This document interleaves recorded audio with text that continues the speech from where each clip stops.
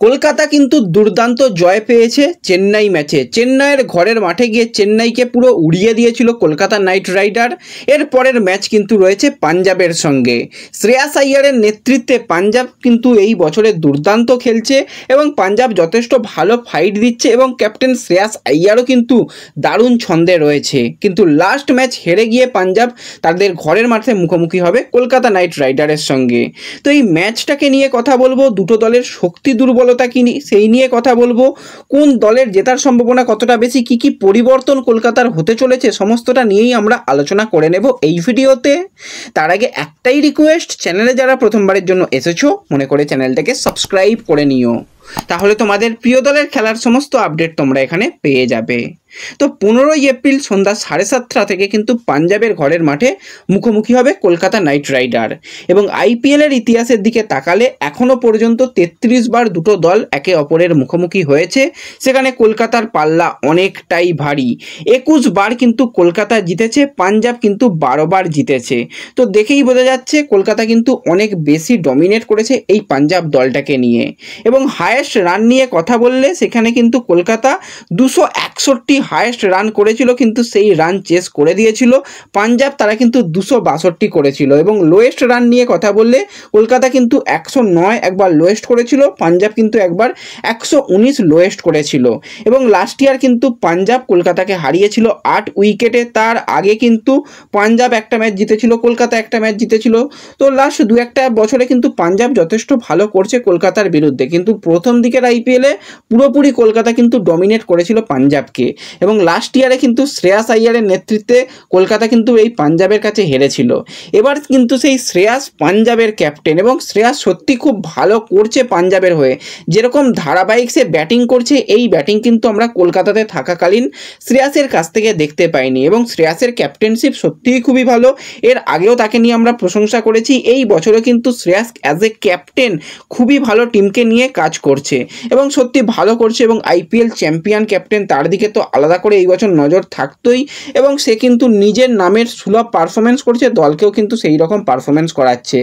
Last match নিয়ে যদি আমরা কথা বলি, সেখানে কিন্তু লাস্ট ম্যাচে হেরে গিয়েছে পাঞ্জাব কিংস, কিন্তু তারপরও পাঞ্জাব যে খেলাটা খেলেছে সেই খেলাটা কিন্তু দারুণ ছিল। সেখানে 245 রান পাঞ্জাব তুলেছিল। যদি আমরা একটুখানি পাঞ্জাবের ব্যাটিং নিয়ে কথা বলি, সেখানে কিন্তু মোটামুটি প্রত্যেকে ভালো ব্যাটিং করলেও শ্রেয়াস সে কিন্তু 36 বলে বিধ্বংসী ব্যাটিং করেছিল, 82 রান করেছিল। কিন্তু অপরদিকে পুরোপুরি এক পেসে ম্যাচ করে দিয়েছিল ট্রাভিস হেড, অভিষেক শর্মা। অভিষেক তো একাই ম্যাচ শেষ করে দেয়, 55 বলে 141 রান করে ম্যাচটা জিতে গিয়েছিল 9 বল বাকি থাকতে।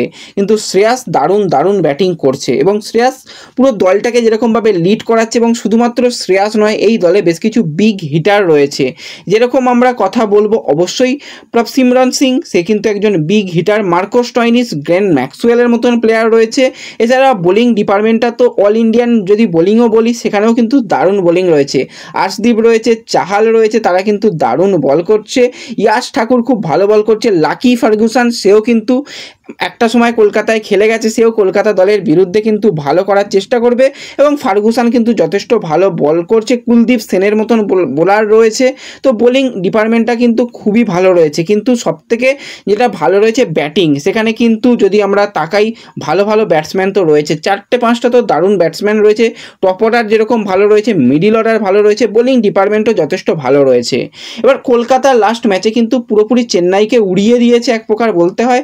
সেখানে কলকাতার ব্যাটিং বোলিং দুটোই কিন্তু খুব ভালো হয়েছিল। যেখানে চেন্নাইয়ের মতন দলকে চেন্নাইয়ের ঘরের মাঠে 103 রানে আটকে রাখাটা মুখের কাজ নয়। সেখানে কিন্তু অবশ্যই রাহানের ক্যাপ্টেনশিপের প্রশংসা করতে হয়।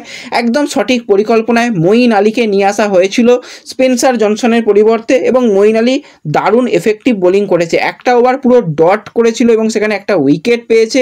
4 ওভারে 20 রান দিয়ে একটা উইকেট পেয়েছিল। এছাড়া সুনীল নারিন, বরুণ চক্রবর্তী, এরা তো দারুণ বোলার, তারাও কিন্তু ভালো স্পিন পিচে কিন্তু ভালো করেছে, কিন্তু পাঞ্জাবের যেটা মাঠ সেখানে কিন্তু এতটাও কলকাতার বোলাররা সহায়তা পাবে না, সেখানে কিন্তু স্পিন অতটাও কাজ হবে না। সেই জায়গাতে কিন্তু মঈন আলীর পরিবর্তন ঘটতে পারে। এবার যেভাবে রাসেল খেলছে, রাসেলকে মনে হয় এবার একটু বসানোর সময় এসেছে। সেই জায়গায় কিন্তু ভালো প্লেয়ার রয়েছে কলকাতার কাছে, সেই জায়গায় যদি রহমান পাউলের মতন অলরাউন্ডারকে খেলানো যায় আরামসে 2 ওভার বল করে দেবে, ব্যাটিং করার ক্ষমতা রয়েছে, বিগ হিট করতে পারে। হ্যাঁ, রিঙ্কু সে ছন্দে এসে গেছে, ভালো ব্যাটিং করছে।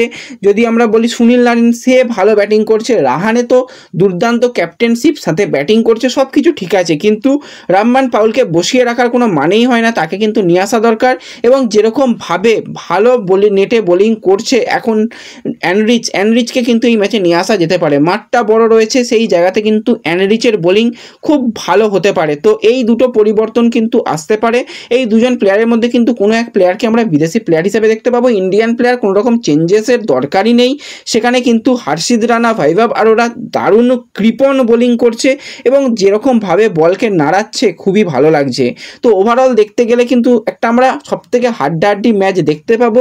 সেখানে অবশ্যই শ্রেয়াস চাইবে তার পুরাতন দলকে হারাতে এবং অবশ্যই কলকাতা চাইবে তাদের ক্যাপ্টেনকে হারাতে, মানে পুরাতন ক্যাপ্টেনকে হারাতে এবং একটা জয় পেয়ে গিয়ে পয়েন্ট টেবিলের আরও ভালো জায়গায় চলে আসতে।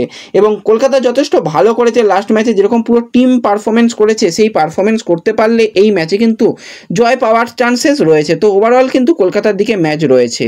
তো এই ম্যাচে কোন দল জিতবে, কী পরিবর্তন দরকার রয়েছে, তোমরা তোমাদের মতামত কমেন্টে জানিও। আর ভিডিও ভালো লাগলে লাইক শেয়ার করে দিও। তো দেখা হবে পরবর্তী ভিডিওতে। ধন্যবাদ।